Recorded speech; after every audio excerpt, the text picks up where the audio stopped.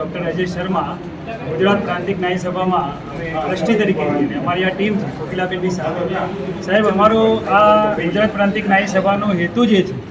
કે કોઈપણ વિદ્યાર્થી શિક્ષણના અભાવે એનો અભ્યાસ રોકવો ના જોઈએ અને એટલે અમે અત્યારે એ બેઝ ઉપર કામ કરીએ છીએ. મંદિરોનું કામ છે, સમૂહલગ્નનું કામ છે, સામાજિક સંસ્થાઓ ઉપાડતી હોય છે, પણ આ સંસ્થાએ એક એવું કામ ઉપાડ્યું છે કે કોઈપણ સમાજનો વિદ્યાર્થી પૈસાના અભાવે એનું મેડિકલ સુધીનો અભ્યાસ હોય તો પણ અટકવો ના જોઈએ. એટલે પહેલું કામ શિક્ષણથી માણસને પગભર બને,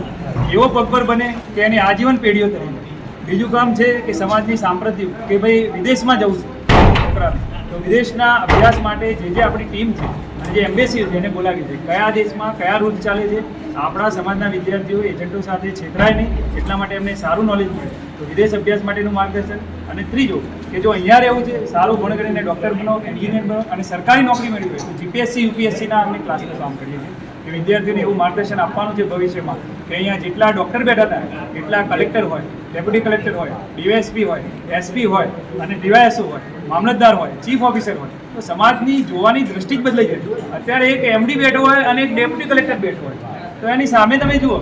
આ સંસ્થા આવનારા 10 વર્ષોમાં એવા વિઝન સાથે કામ કરશે માનનીય ડૉક્ટર કોકિલાબેન પારેખ અને અમારી ટીમ જે છે કે આવનારા ભવિષ્યમાં 10 વર્ષમાં અમારા હાથે વિદ્યાર્થીઓને જે સહાય ચૂકવે છે એ વિદ્યાર્થીઓ અહીંયા મામલતદાર હશે, કલેક્ટર હશે, ડેપ્યુટી કલેક્ટર હશે, ડીવાયએસઓ હશે, મામલતદાર હશે અને કહેશે કે મેં ગુજરાત પ્રાંતિક ન્યાય સભામાંથી સહાય મેળવી હતી અથવા તો મને એ સંસ્થા થ્રુ માર્ગદર્શન મળ્યું હતું અને આજે હું જે કાંઈ છું એ આ સંસ્થાને આભારી છું. હું પોતે પણ આવી જ એક સંસ્થાને આભારી હતો અને જેના કારણે એમના ઋણથી ભણી સ્કોલરશીપ લઈ